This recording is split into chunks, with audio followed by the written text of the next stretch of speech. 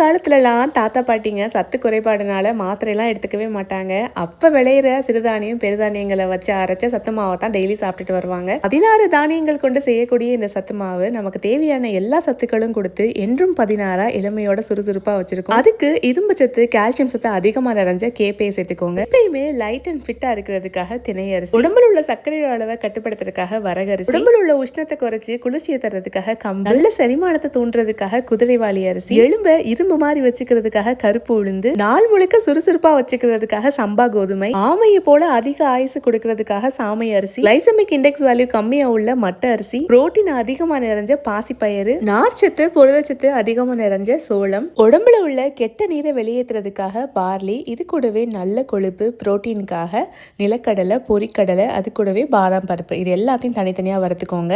Flavour டைஜஷனுக்காக ஓமம், சுக்கு, ஏலக்காய் வறுத்து இது எல்லாத்தையும் ஆற வச்சு நல்லா பொடி பண்ணி வச்சுக்கோங்க. அரைச்ச பொடியில் 2 ஸ்பூன் சேர்த்து அது கூடவே 1 கப் பால், 1 கப் தண்ணி, கொஞ்சமாக வெள்ளம் சேர்த்து நல்லா கரைச்சி கஞ்சியாக காய்ச்சினீங்கன்னா ஒரு ஹெல்த்தியான சத்துமாவு கஞ்சி ரெடி. வெயிட் லாஸ் பண்ணணும்னு நினைக்கிறவங்க பாலையும் வெள்ளத்தையும் ஸ்கிப் பண்ணிக்கோங்க. அதுக்கு பதிலாக கொஞ்சமாக உப்பு சேர்த்து கஞ்சி காய்ச்சிக்கோங்க. இவ்வளோலாம் செய்யறது ரொம்ப கஷ்டம்னு நினைச்சிங்கன்னா சேம் இன்கிரீடியன்ஸ் யூஸ் பண்ணி ஃபிட் அண்ட் ஃபுட் தமிழ் அப்படிங்கிற பேஜில் இந்த மல்டிகிரெயின் ஹெல்த் மிக்ஸ் பவுடரை சேல் பண்ணிட்டு வராங்க. உங்களுக்கும் இந்த ப்ராடக்ட் வேணும்னா ஸ்க்ரீனில் தெரிய நம்பர் அண்ட் வெப்சைட்டில் போய் செக் பண்ணி பாருங்கள். இல்லை லிங்க்னு கமெண்ட் பண்ணுங்கள். இதோட லிங்க்கை நான் டேரெக்டாக உங்களுக்கு ஷேர் பண்ணுறேன்.